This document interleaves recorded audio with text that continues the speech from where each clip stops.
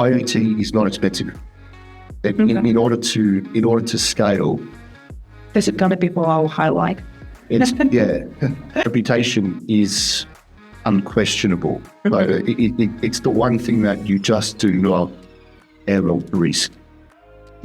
Especially when it comes to someone working in any innovative field, and there is a regulatory lag, so the regulation takes time to catch up.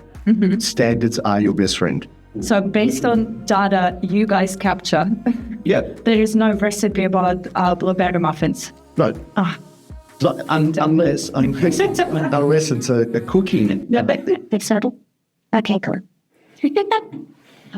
Welcome, listeners, to the podcast show Marketing for Tech. Thanks for tuning in today. And this is my first episode with a guest. Industry director, and my friend, Team. Hello, Team. Hello, thanks for having me. So thanks for joining. And today will be just a conversation, really like a friend's conversation about what you do in the industry and what sort of challenging, maybe not just your company facing, just the whole entire sector. So just to give you a quick introduction, because we have to introduce Team. So that's the right thing to do. Team Cara, right? That's right. Hello. Team Cara, innovator, founder, and entrepreneur with almost a decade of experience in the emerging and innovative fields of IoT, telecommunications, blockchain, DLT systems, manufacturing, system design, system integration. He has brought sustainable solutions to the industry, ensuring responsible use of resources. Team leverages responsibility by design concept in his technology, ensuring cyber-safe practice and minimizing the potential negative impact of innovation in Australia. Well, Team, there's so many smart and difficult words I've just read. So maybe if you just start just in simple terms, what do you do in the industry? Because I do know, and we already had so many conversations about the different challenges, just like to put it in simple terms for anyone who is tuning in. Yeah, sure. Predominantly the main business line is the Internet of Things industry. Just another companies in the Internet of Things industry. So basically, IoT is a combination of different industries. It's telecommunications, it's electronics, and it's also software applications, which is sort of the end of the road. And what we mainly focus on is providing the telecommunications component. That's what the actual company does. So we're the carrier service. This puts us into a unique position where we see not just what can be successful at the beginning of the data capture point, but also to the end. And we can see the whole flow of information and how we actually get a result. Naturally, system integration is when you put the whole thing together. Electronics design is when you design the electronics, when you design the actual network units.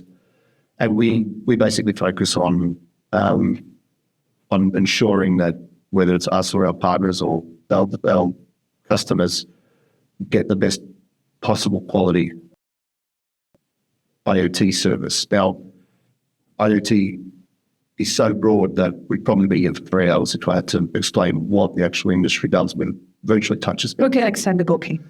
But I don't want to talk about IoT for up to 10 years, and always 10 years, isn't it? But yeah, it's a very large area, from streetlights to tracking cattle to any kind of utility, water meters, gas meters.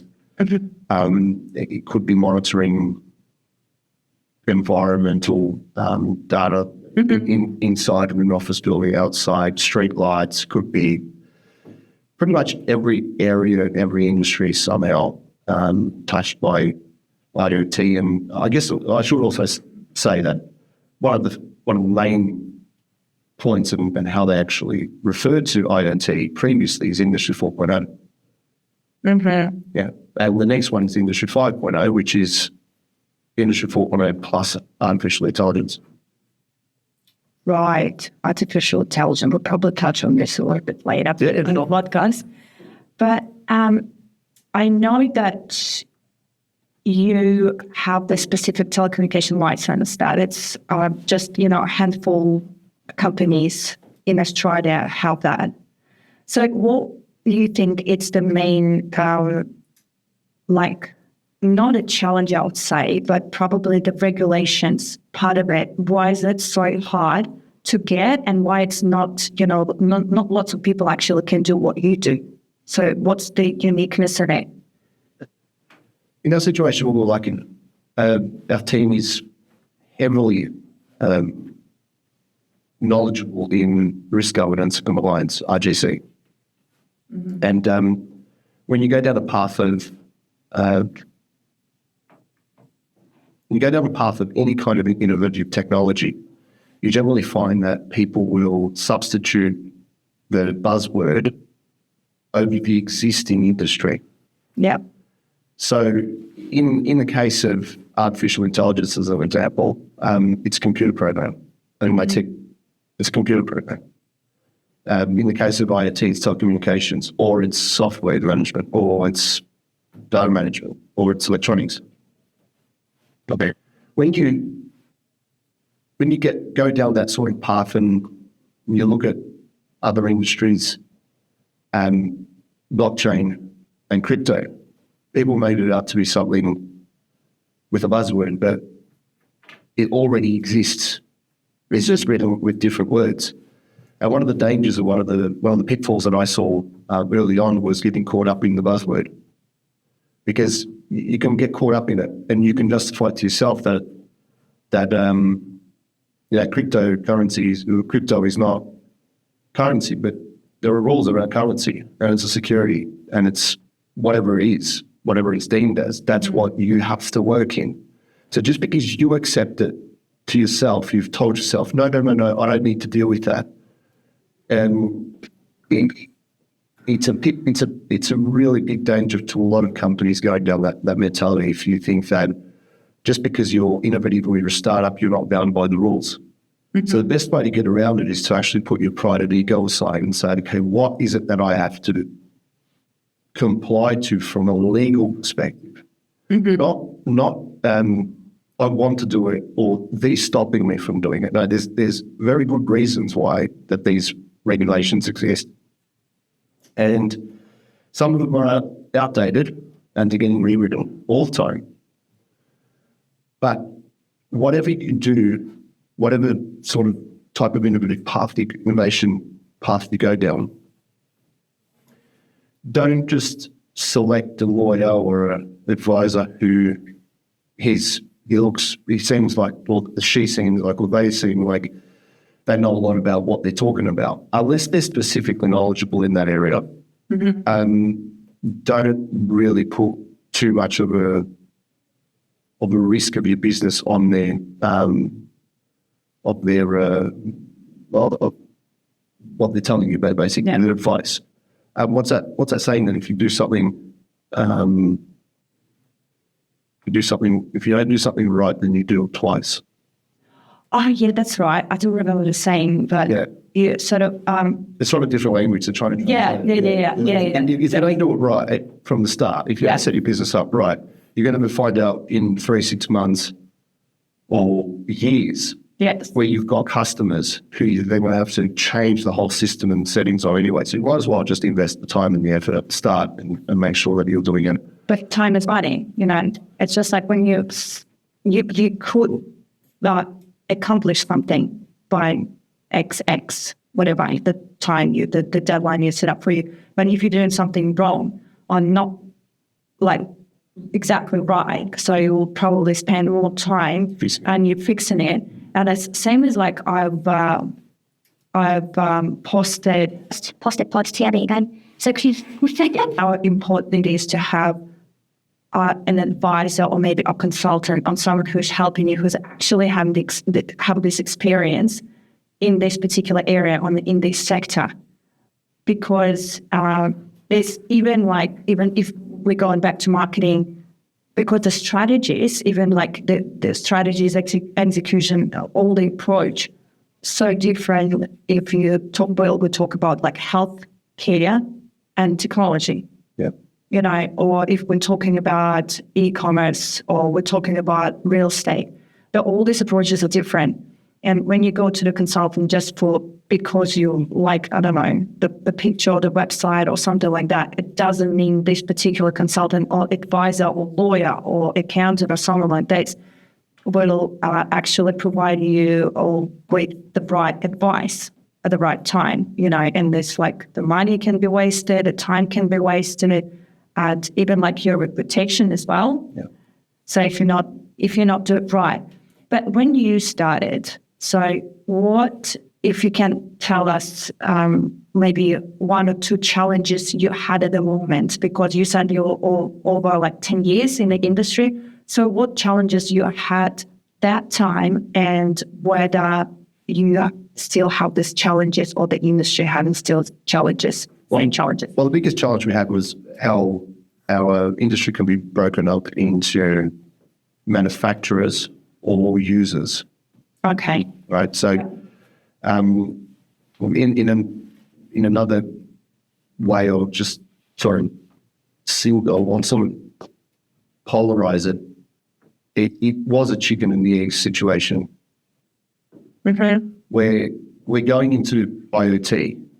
Well, what do we do? Do we build IoT systems with no way of utilizing them, or do we build a IoT infrastructure network with no users? No. So what we decided. There's a whole bit. Yeah, this is what we decided on was we saw that there was eventually going to be a big ecosystem of vendors who will be able to supply our product range. Okay. So we decided to go for the approach of setting up the actual communications and telecommunications infrastructure. Okay. And that way, we're playing in a much smaller field, but it's much smaller. Much smaller field, but it's much more difficult to get involved in, because you're not just having to comply to rules and regulations around electronics, but you're also having to comply to the telecommunications component of it.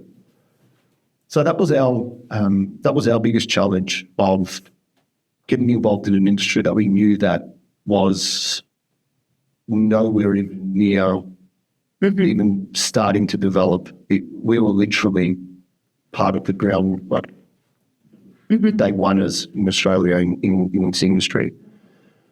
And one really important thing that we did from the start, which I advise, or I'd suggest, I should say, I strongly suggest that when there's anyone looking at any kind of new idea or startup or anything, we had a policy that we could only take on any investor or advisor or anybody that had a value add. Okay. So if somebody came to us with money, we'd say, that's great, but we've got no use for your money. We need your knowledge. We need your years in the industry. And this paid for itself multiple times with the shareholders that we have and with the partners that we have. One of them is a senior telecommunications engineer, our global telecommunications engineer, who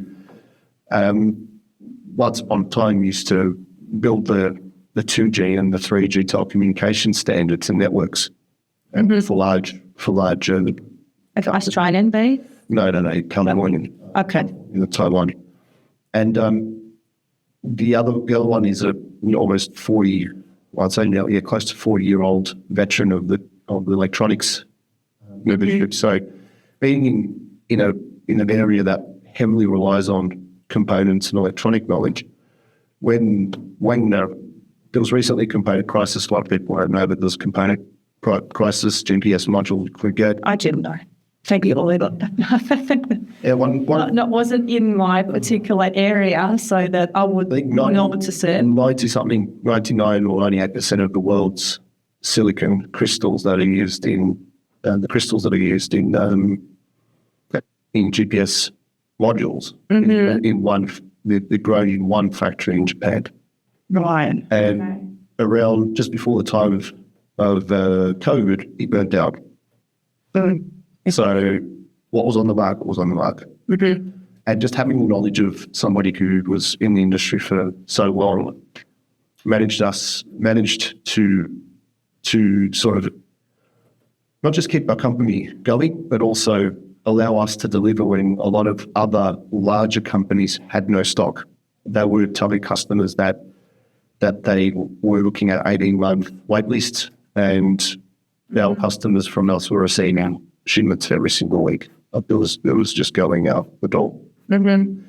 So I definitely suggest that having someone on the team is a value add, not just somebody who either has money or will give you something that they may promise you, but realistically, I know a lot of people chase the bucks, but it's not the bucks the dollars that you need to be chasing. You need to be chasing which can't be taken away from you. And that The long strategy, that's so you can actually guide for not until the funds are gone, that actually you'll start to generate revenue. And you also manage to, by allowing people in on the knowledge basis, you also allow another thing to happen, which is you retain a lot more of ownership of your company. Dollars generally get abused, and I've seen a lot of startup founders take on bad investment. They thought it was good because they got cash. But if anybody who has that kind of a situation and they feel like they need the cash for whatever reason, okay, letting them do it that way, and me and my co-founders still control about 80% of our company. Oh, good. Yeah. But even for example, you were looking for someone who would come not just with money, that's with knowledge that you can utilize for the long game. But if you're looking at the whole entire sector, like IoT, we talk about IoT, but I don't really, well, it's, on the government level, like Internet of Things, then you have smart homes or smart cities and stuff. But what are the general or main gaps in Australia in the IoT sector you see by running a business and telecommunications, of course? What are the main gaps you can think of that probably needs to be addressed? The responsibilities are one, by far. Responsibility, you mean by businesses? Responsible vendors, responsible suppliers. There's been a lot of changes recently, especially when the Critical Infrastructure Act kicked in, where they added 11 industries, and those 11 industries you can pretty much take for granted, but the components of those 11 industries is what sort of affects all of us. And there's one which is data management, and we're becoming a lot more aware of what happens with our data, how it gets used, et cetera. But a lot of the times, even some vendors are not transparent about how they handle their data. There was one company who would deploy smart meters here in Australia, and their server is located in France. So all the data gets actually processed in France. It leaves Australia raw, comes back processed. This is the kind of responsibility that I'm talking about, because ultimately the responsibility not just is on the vendors, but it's also in the selection of who's allowed to. And this comes down from the corporate governance of companies and other institutions that seems like in some kind of weird way we've lost the direction of selecting trusted and responsible companies, just because there's that buzzword or there's catchphrase or there's something that some companies using really exceptional marketing, but the product's lagging. Now, being in the industry, I know that eventually the marketing dollar runs out. Eventually, there's enough people will build up. There's a critical mass that builds up and says what they do or what they're saying is not working. And there's been some really big scalps. There's been some really big companies that have fallen into that kind of trap. One company, Natural Live, it's going to be shown. I'm not going to mention the companies, but one company lost $300 million in a connected fleet solution. And we have a connected fleet solution that is just growing every single year. What exactly that solution is, if like in simple terms you would say, how would you explain it to someone who has no idea what you're talking about? So a lot of times people think that trucks just show up and you might handle parcel and then that's what happens, and then that truck drives to city. That's the end user, that's what they think. That's not how the Amazon, let's say, the parcel, and they're happy about the new planes, cutlery or something. Yeah, the connected fleet industry or the freight and logistics industry is huge. It's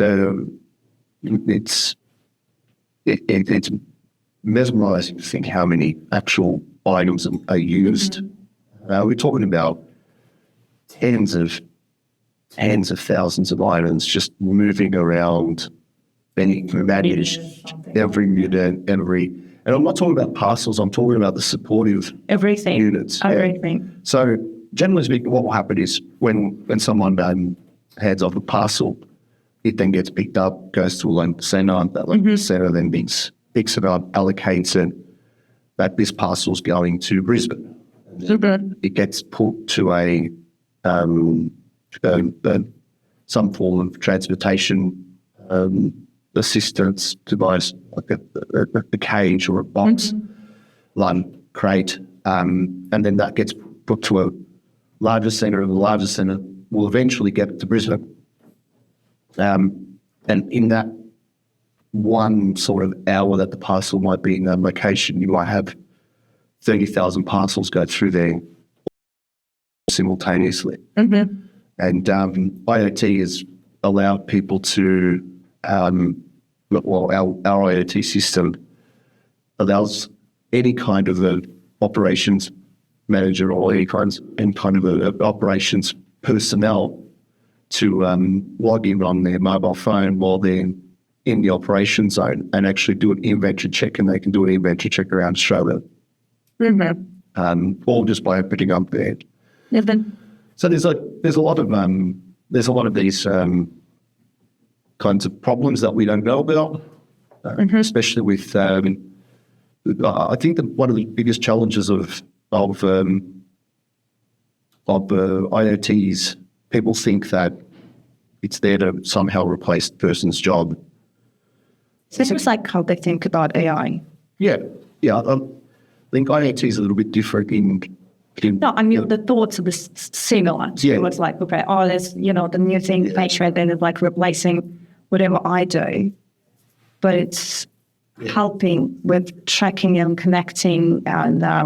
it's always on. When, what I say to people is those systems, whether they're AI, IoT, ML, whatever, but any of them, they're really designed to do the job that no one wants to do.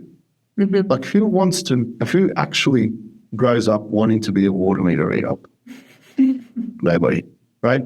Who wants to walk around on Friday, you finish at 5 p.m, but who really wants to walk around a big factory or a big warehouse at 3 to 5 doing a manual stock take or a manual count of assets and items? Like, nobody wants to do that.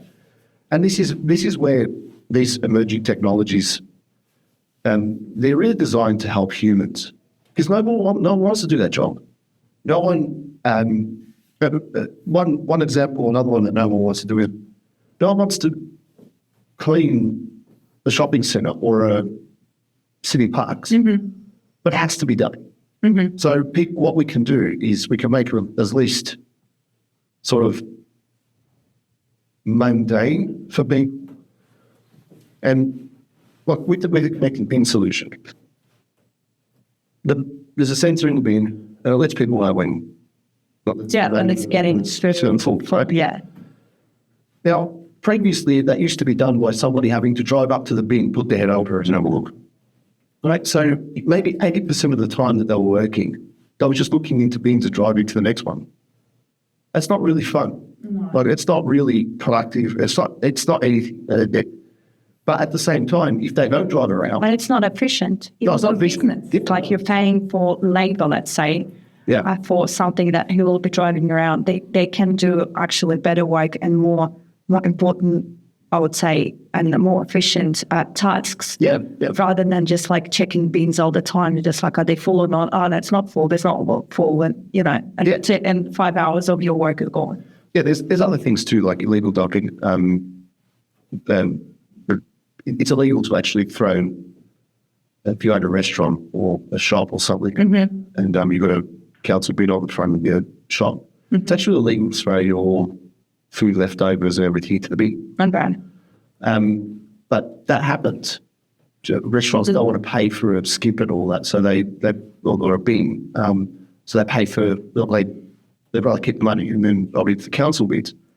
So there's a lot of reasons why IoT, there's a lot of reasons what IoT can benefit. Right? But to your point, when you go to a park on a Saturday afternoon, chances are there's a few bins that are overflowing. Now, with the sensor in there, you could probably manage a huge area with one staff member over Saturday afternoon. And then you don't have to worry about possums and birds and everything sort of ripping the bags apart and spraying the rubbish all over it. Because if we follow that concept that no one really wants to drive around, but the job's the job, and no one wants to drive around picking up the rubbish from a bin. But definitely no one wants to spend 2 hours walking around a bin picking up all the rubbish that's on the outside. So by incorporating these kinds of innovative systems and solutions, you're actually taking the risk of that happening away, because it's in today's world in a country like Australia, no one really should be doing that kind of stuff. Like, we shouldn't be going to enjoy ourselves and then rubbish gets thrown everywhere, bags get left everywhere, and it's someone else's problem. Well, we're more of a mature society than that. So these systems allow for that kind of and it can be totally different things as well. That doesn't have to necessarily be rubbish, but rubbish always, waste and rubbish bins, I always say, because everyone likes an empty rubbish bin, and everyone complains about flying rubbish. And a clean streets, everybody wants to walk. Everyone wants to walk, And then clean streets, and then but everyone would sort of contribute to this particular rubbish bin where they put all the rubbish in it, and then render that even IoT devices that you can track and not even moving around. So you can be sitting in an office in a council, for example, and you can track what area needs to be cleaned. Basically, that's also relevant for shopping centres as an example as well. You can monitor utilisation rates of KPI management, all different things. It automates it all. That's the whole concept of IoTs, is that these things are all automated. And there's two kinds of in IoT. There's two kinds of events that happen. One is a time-based notification, which is 23 degrees, 24, 27 degrees, 24 degrees, 23. But then if you're monitoring refrigeration, you're not allowed to go sort of over 3.5, 4 degrees. So then you have another one, which is called a push notification, notification, where, your fridge stopped working. The importance of a fridge stopping working is some cafes or whatever might not be, whatever restaurants might not be open on a Sundays, for example. They've got all this milk from Saturday. Monday morning comes, their fridge stopped working on the weekend. They don't know about it until they go there and all the milk's off. And what are they going to do? They're going to sell it to customers? No. So these are the kinds of things that IoT is meant to do. You're not going to pay someone over a Sunday to sit there and monitor fridge temperatures. But when you get there on Monday morning and the coffee rush is about to start, it's too late.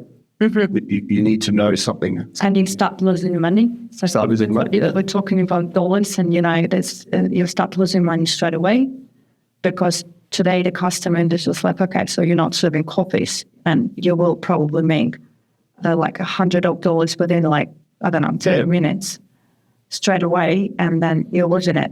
Yeah, pretty much. And then you might be losing a customer because they will go to the next door cafe where they can easily get coffee, and then maybe next time they will go there again. And there's potentially another risk, which is a customer coming and saying that they got milk from your food. There you go. Yeah, if you actually sell them with that. Could be anything. It could be anything. Yeah, it's not just milk, because you can taste it or smell it, like milk if it's off. But, I want to bring you a little bit back to what we were discussing about the different risks and responsibilities, because you mentioned that it comes to the data management as well. So, and we also mentioned AI, and I know that I would say we just recently attended a workshop. We were talking about AI for hours, maybe a little bit too much. Yeah, it was a lot of AI day. But how do you leverage this technological advancement like AI and data analytics? Because data management, it comes down to data management. Yep. And even if you're talking about IoT, and it's like all these IoT devices, but it's data. That's one of the most valuable components you can't touch, really. It's not tangible. But I mean, like, you can't physically touch it. So, but it's really, really important of data management. And now that's the buzz, and the buzzword AI, and everything is talking. Because I remember, if you can recall now what you said about that, what AI is like a 3 component, and the final is it's the software, it's the application. Yeah. So can you think 3 that you mentioned? So it's data, something I don't remember what you said, but it was so I need it to. So you've got the capture where you're getting the data from. Yeah. Yes. Yeah. And then you got the transport layer. Transport layer. How do you get it from to your routing server? Exactly. And then you have the application, right? And then you have your database. Yeah. Okay. So basically you've got in the case of let's just say street lighting. Mm-hmm. You've got the street light, you've got the smart street light capturing the information. Mm-hmm. Okay. Then the information has to get out there somehow. So it's done either via a wireless or a cable network. Mm-hmm. Right? Pretty much like everything. I'm going to done with it. Absolutely. So it's either a wireless network or a fixed cable network. Then that goes off to be sorted. Mm-hmm. Okay, well, they call that a routing server. So it's routed to your database. Mm-hmm. The application runs from the information in the database. Exactly. So there's the 4, right? Yes. So how we envision AI and how we're starting to build systems around AI is, I'm vocal against crypto jacking of blockchain. I don't like a product owning the industry. Yes. And I think this is what happened because of the buzzwords. And it's not about technology. I would say nobody, but lots of people, they just don't know about blockchain technology. They're like, oh, blockchain, oh, there's crypto. That's so much more. Well, yeah, and I guess even... But anyway, I know your pain. Yeah, it gets even worse when you go to a blockchain event and all everyone's talking about is Bitcoin. Bitcoin, yeah. Or Ethereum. And my way of describing that situation is that if you've got a bowl of fruit and oranges are Bitcoin, it doesn't mean that the whole bowl of fruit are oranges. But the way that it's being portrayed is that Bitcoin's the only thing that matters, and the actual fundamental foundation technology, which is the most useful by far, doesn't really matter because the product is more important than the technology. And recently we've seen the whole AI industry go through where there's potentially two vendors who are pretty much AI-jacking the whole AI industry. And in a kind of way, I think that they're sort of, once again, they're using their business model to represent the industry. And that's people will associate that technology with this just two companies or three or whatever. And basically associated to a product. To a product. Yeah. And I think the first time this happened in the world was when Xerox came out and they tried to actually say, can you Xerox this? So people didn't, for a long time, people wouldn't say, can you photocopy this? It was, can you Xerox this? It's like we say now, I will go and Google it. Google it, yeah. Like every search engine is a Google now. It doesn't matter that we're like, embedded a search system Safari in Apple product, it's Safari, but you still go, let's Google it. Google it, yeah. That doesn't matter what the search platform you use, it's just you Google it. Yeah. So these are the things that are happening here in AI, and we don't see because when you look at sort of my company's roadmap, we go from the point of capturing the data, transporting the data, managing the data, as in which way the data goes, who the owner of the data is, the databasing in certain cases, and then the actual application. Now, our next goal with artificial intelligence is to create a virtual intelligence within the application. So our business is not looking at to know all of everything AI.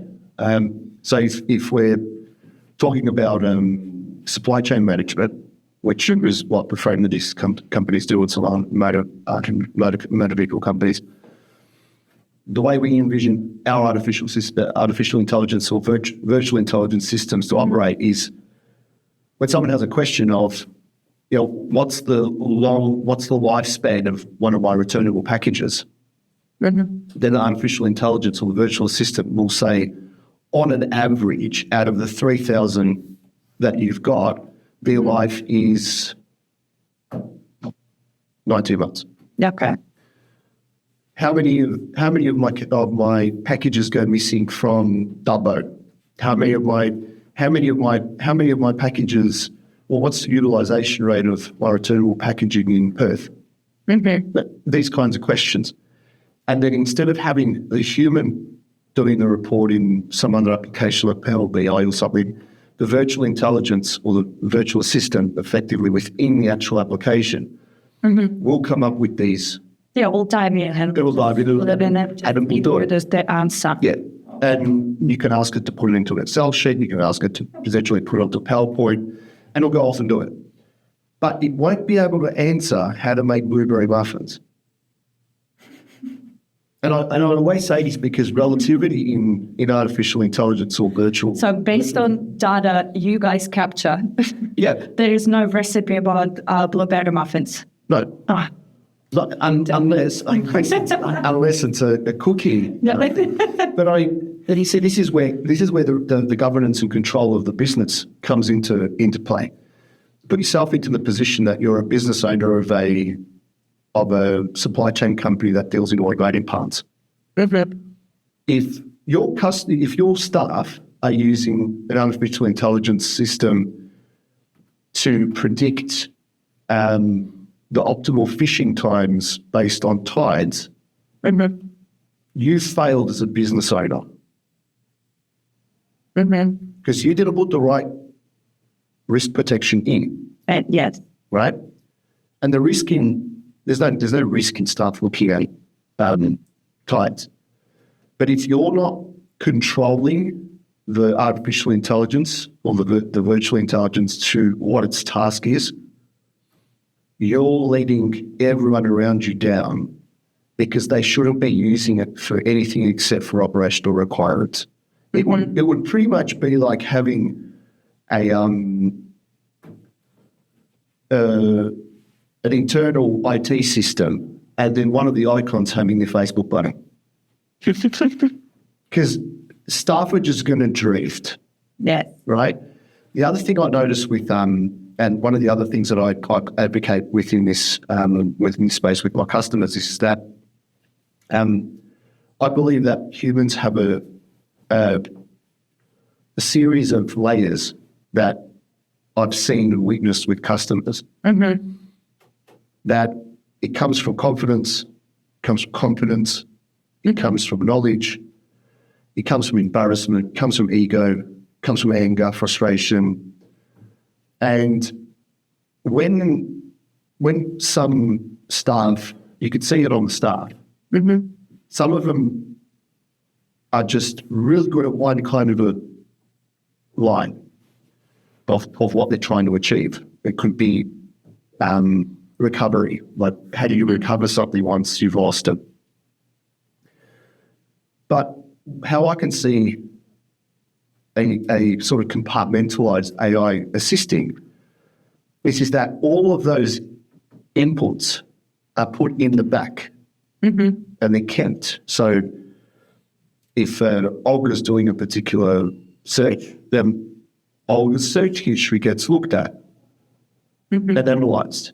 And then if there's any way that if Olga's better at reporting and Mike is better at getting things back and this guy's good at not losing things, then we can potentially have a digital print, a digital fingerprint, a behavioural fingerprint to see why and how we can actually help Olga be better without overstepping those potentially soft points, whether it's ego, frustration. You don't have to. You can look at their performance and say, why are they asking that question in that way? Why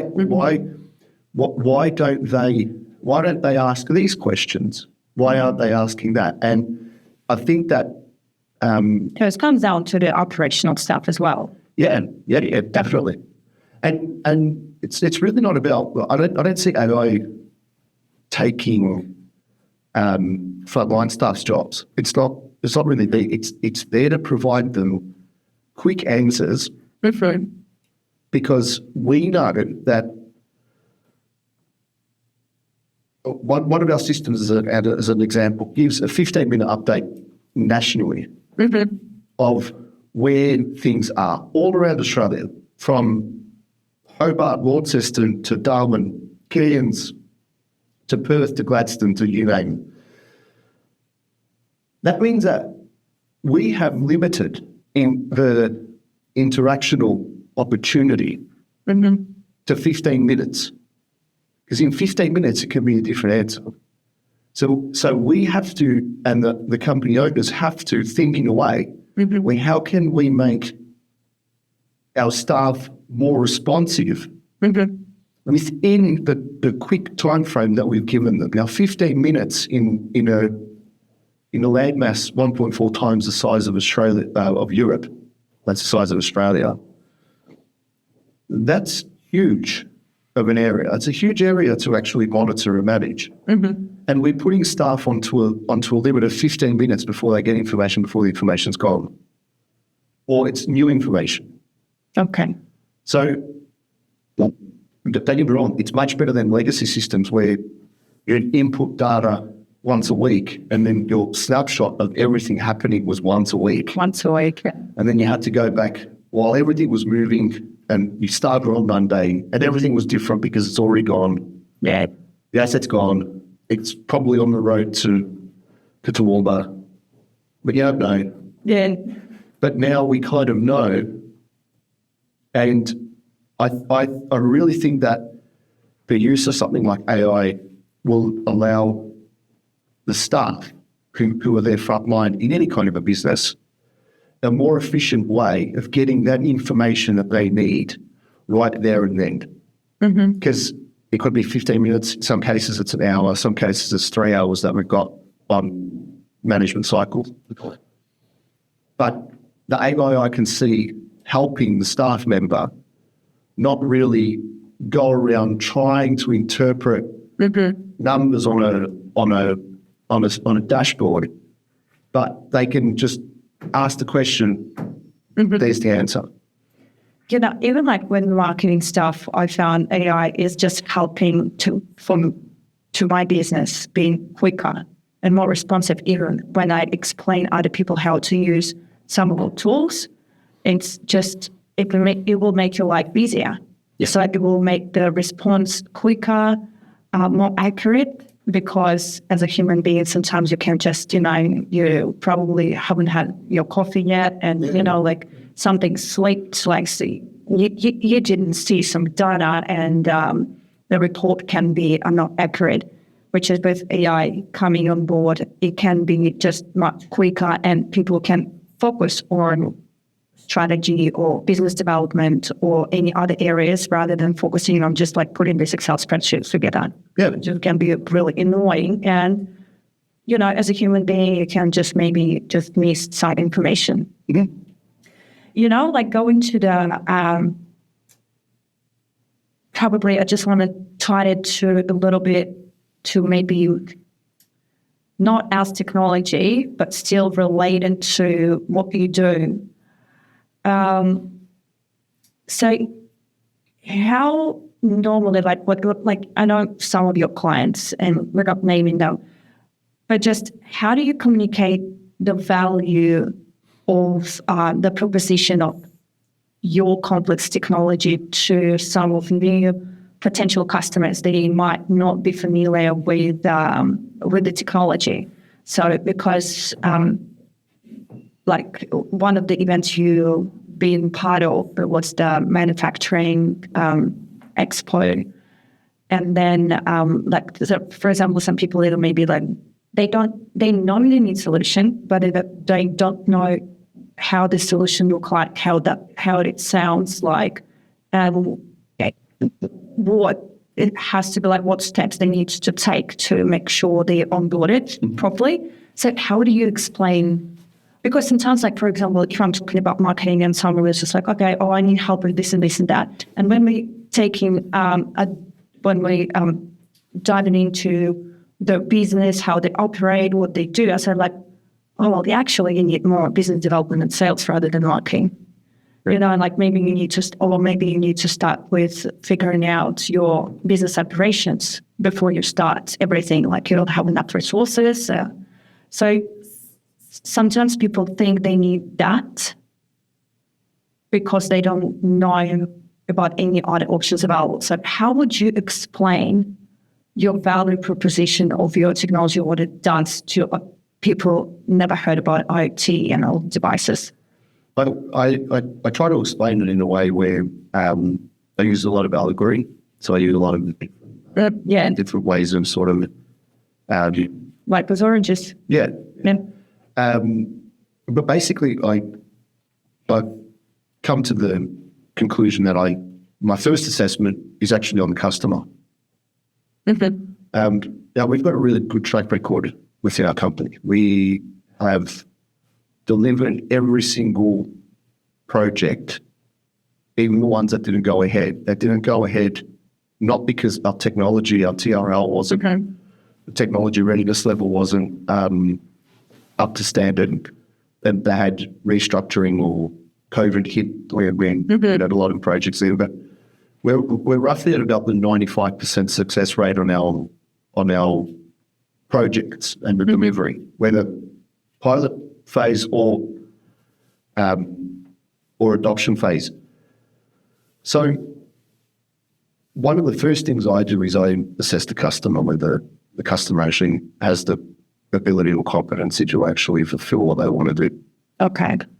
There might be somebody in the organisation or the management who's a bit of an entrepreneur, someone who believes that they want to bring change, but you quickly realise whether someone's actually there for the change or they're just trying to fill their calendar hours and get paid for collecting. So like collecting their wage that basically is like the social benefit. Just justify it. That's justifying payments. So our first scoping is always with the customer, and is the customer a desirable customer? And more so than not, we pad the customer, we cushion the customer, which is the soft letdown. This can be for a number of reasons. IoT is not expensive. In order to scale, This is going to be for our highlight. in order to scale, any technology needs to be affordable, right? On a unit cost or a Yeah. So if we look at a company that has a potential of maybe potentially spending $10,000 on a project, we can't justify that in our expenses to facilitate that customer, because the customer is going to be around for 2-3 years, and that's it. But we need scale. We need hundreds of thousands of units in order for us to have the customer. If they're paying 20 cents, 50 cents a month for per device, there has to be a lot of them in order to be profitable. So we scope whether the customer actually is qualified or not. So we qualify the customer first. The second thing that we look at is the customer open for the impact? Are they able to actually understand the potential impact that our system and solution will have on them? One customer that we had, by providing a system, they had 6,000 units on their books. And then after we got involved, we brought the unit count down to 1,500 units. So they could let go. They just didn't need. They didn't need it. They had it on the books, but they didn't need it. But saying that there were people within the company saying there's a whole division of this XYZ organisation where their friends are in the innovator who are going to suffer because they don't need those assets anymore. So there was whole divisions of other companies and whole product lines of getting cut out. And some people don't like that. And, big humans are humans. They're somewhat are tribal. You're going to take my mate's job away, you're going to do this. But really, it's not just all about taking the job. It's about reallocating the job. Like the job has to go somewhere else. If we're doing something inefficient, burning a hole through pockets, then the end product of the company paying for the service has to go up. Right, they have to put their prices up if that's the point. Then everyone pays more. So if you look at it that way, sometimes the customers themselves are not ready for the full impact. And then there's always the point of, we got no money. Right, so when there's something that's designed to save you money, that's what you should be spending Absolutely money on. Yeah. And then there's more money left for everything else. You can invest back to your business and just, start growing. Yeah. Because if you take it from, you don't have to have all this, you said, like, for example, all the divisions. Yeah, that's right. Yeah. Just tracking the devices or working with already existing model, you still have to go back and revise it and say, okay, so what we can do to do better, to do better business. And you mentioned that you look into the customer and you sort of like they qualify it or not. However, let's talk about probably reputation and credibility in your sector and how important it is for the company that do what you do, that they have this particular reputation. You're really niche, and your customers are really specific as well. So how important it is to have that particular reputation, then customers, that you're not just qualifying customers, or customers qualifying you too, like whether they want to work with you or not. It's everything. Mm-hmm. It really is everything. My company's a little bit unique in the fact that because of some of our customers, we have to comply to very complex international treaties. Okay. Foreign Asset Control, Foreign Practices Act, reporting and all the fun stuff. Reporting and declaring. Even if friends of mine have been in contact with somebody who's sanctioned, it's just a totally different. It's a totally different world, and reputation is unquestionable. Right? It's the one thing that you just do not ever risk at all. There's when in certain industries there's something called a false positive, right? And this is important for especially innovators and founders and everyone trying to come up with whatever they're doing. You should remember the false positive statement, and the false positive is that if I do a business deal with somebody, it's positive because there's money coming in, right? But what if I used blood minerals and I bought lithium or cobalt or something from an organization that used child slave labor, and then that's found out, and then the United Nations or some other human rights body then sues my company for not doing their due diligence on where the cobalt or whatnot came from. So that's what they call a false positive. So it's positive that you do the business deal, but it's false because you've broken the law. Yes. Right? Yeah, well, you've broken the law. Let's just say you've broken the law. You've done something against international conventions, sanctions, all that kind of stuff. You've broken the law, right? May not have broken Australian law, but you've broken other law.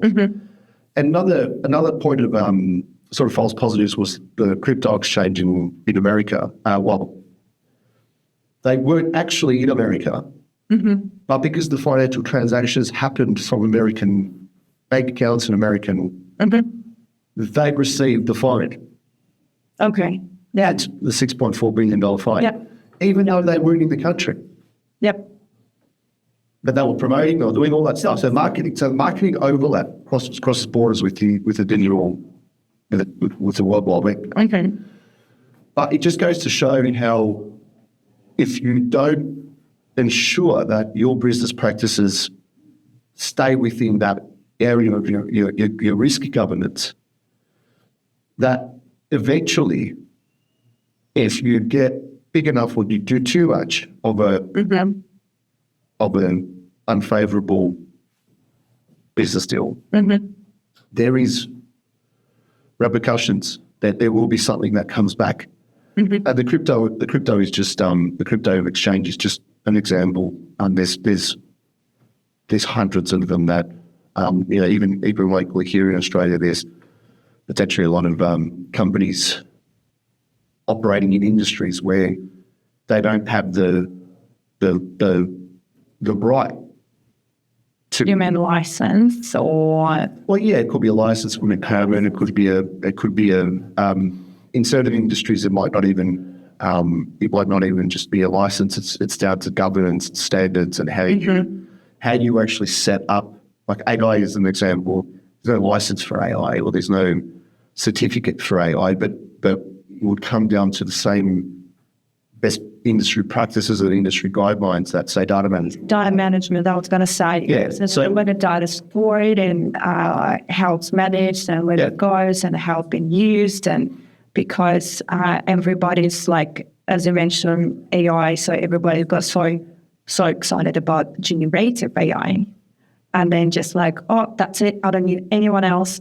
Generative AI can be, my, assistant, accountant, a lawyer. I can unlock it off everyone. I can lock it up. I'll always go out and say, I manage lots of data. I work with lots of data, and I will just make sure I'll go to terms and conditions and know how the data being used. Well, that brings up an interesting point, because there's another area called competency. Yeah. You might be able to do it, but it doesn't mean that you're doing it right. Doing it right, yeah. Or you're doing it knowledgeably, or you're doing it within a framework that sort of gets you over the line. And as you know, I'm a very fond advocate of standards. Next, IEEE. IEEE, and I really sort of I donate my time, and I volunteer with them for that purpose of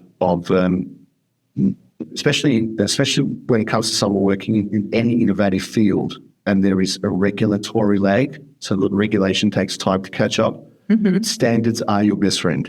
You may not be able to justify it if there's no legal framework in your country, mm-hmm. but I don't think that anybody will not take a standard seriously. Mm-hmm. Because you can always come up with a valid argument that, look, there was actually, in the case that there isn't any actual mm-hmm. rules or regulations or acts or anything like that, you can build up a standard-based business mm-hmm. where you say there were no rules, or there potentially were no rules, or it was a grey area. However, we referred to the best industry standards and industry rules regarding this, and mm-hmm. this is what it is, and this is how we've done that, and this is what it is, and that's how we've done that. And then it's, when you look at certain organisations like Standards Australia or ISO and IEEE, you're talking well and truly over 500,000 people who have dedicated their time, extremely high level professionals from a range of backgrounds. That they don't do it because they may potentially gain from it.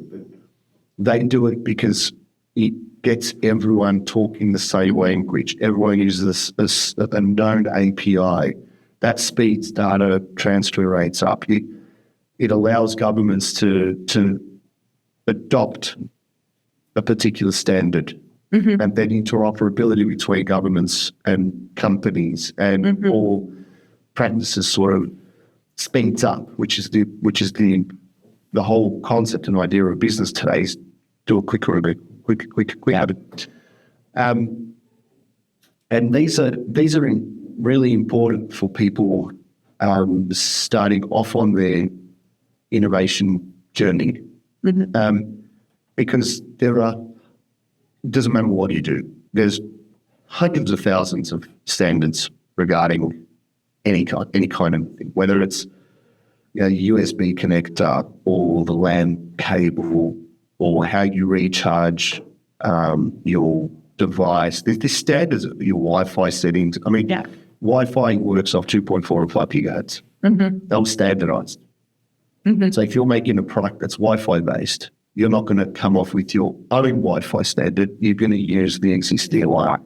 If you have to choose one piece of advice for a new or an established tech business, it doesn't matter it's in your industry, because you've been across so many different, sectors and tech. So if you have to choose one piece of advice, what advice would it be? Go after the industry with the biggest pool of money behind it. I love it. No, it can just, No way. there's no point being the biggest fish in an industry that's worth $10 million. Yeah. You'd rather be a small fish in a $300-400 billion industry, Sure. and Yes. you'll be left with 50 million, 100 million potentially. So, Yeah. so go after the industry with the biggest pool Yeah. of allocable funds in it, and take as much share of that as you can. Awesome. Yeah. Thank you so much for this provoking discussion. And I feel like there is lots of insights and food for thought, because this area is not being mentioned a lot. I mean, like, I haven't come across lots of interviews in the podcast about this area, but it's really niche. So, and people need to. It's niche, don't think so, Rick. And there is yes, but it is. Yes, you're right.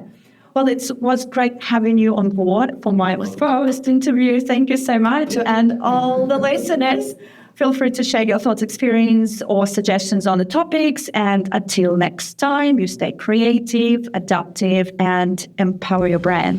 Thank you. Thanks, everyone. Bye.